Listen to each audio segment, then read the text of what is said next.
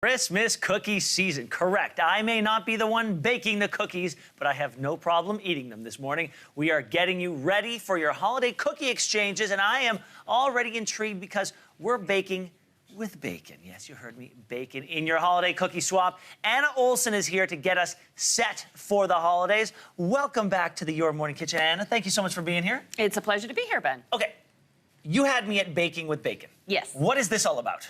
Well, there's, of course, using bacon in savory dishes. Like I do a sausage dressing square that's topped with a bacon weave. But now it's time to start thinking about your holiday cookie exchange. In addition to the cookies, squares are a fantastic addition. And these Graceland squares...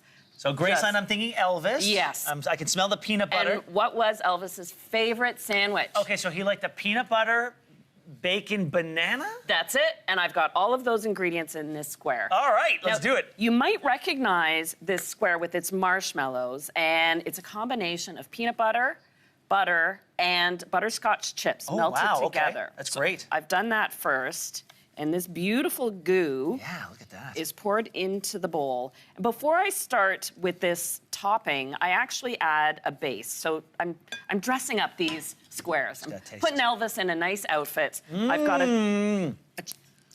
I haven't even added the bacon yet. No. This is a chocolate cookie crumb base, the kind you would make for a cheesecake, and you just bake that for 10 minutes. But the rest of this recipe, you don't have to turn on the oven. So if you've got your cookies in and out of the oven, you can be making this square on the kitchen counter. Okay.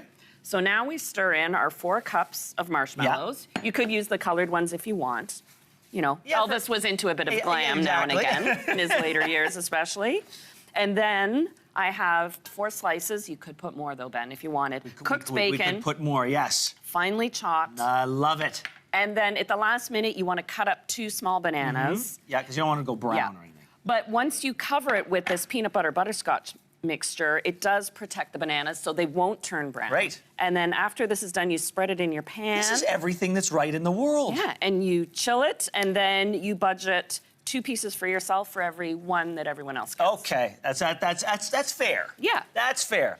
All right, look at this. This is fantastic. Once it's chilled, it cuts easily and then keeps well. You can freeze this if you want. So part of planning for the holiday treats, those little extras, is knowing what you can make now and what you can save for last minute. And I'm glad you mentioned that, because freezing these, where do you stand on freezing cookies or freezing dough? Because those are 2 different experiences, right? Yes, and I find I prefer... I'm going to take one of these, by the way. Yeah, please, just help yourself. Okay.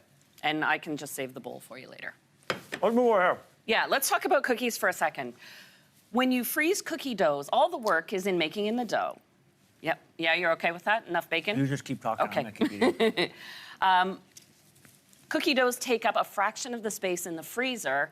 And you know how cookies, once baked and frozen, when they come out of the freezer, Not quite the same. Not quite the same. And the more sugar a cookie has, the less effectively it'll freeze, because sugar wants to liquefy once frozen and thawed. Okay. And so those really sweet cookies will sometimes be a little soft or sticky. Shortbread freezes well. Things like my carrot cake sandwich cookies, those freeze well. Carrot cake sandwich cookies. But for other cookies, I just like to, and for a cookie exchange, if you want to do it this time of year when you have more time, you may not have the time on the 20th of December, exchange the doughs, and then you just put the cookie name, the instructions, so you don't have to go back to the recipe, and exchange. And you've also gone one step further by even sort of parceling them out into... Yeah, these look like reindeer droppings, but they're actually the gingerbread crinkle cookies scooped and then frozen, so you can just pull them out a few at a time, roll them in the icing sugar, bake them off. Okay, as someone who's never participated in a cookie exchange before, how many would you say we allocate again? Well, you want a dozen. What's the ratio? Yeah, you want to bring a dozen for every person who's invited to the party. So if there's 6 people coming, you would bring 6 dozen cookies. Probably an extra dozen, because you have to sample first. Of course you do. Of course you do. Yes. Anna, thank you so much for all of these. Oh, delicious. Can you point out what we have here, by the way? These look gorgeous. Chocolate crinkles that are gluten-free, gingerbread crinkle cookies, lemon twinkles, carrot cake sandwich cookies, and of course, the Graceland square. Crinkles and twinkles. Twinkles. I love Anna Olson. Thank you so much for being here today. A pleasure, Ben.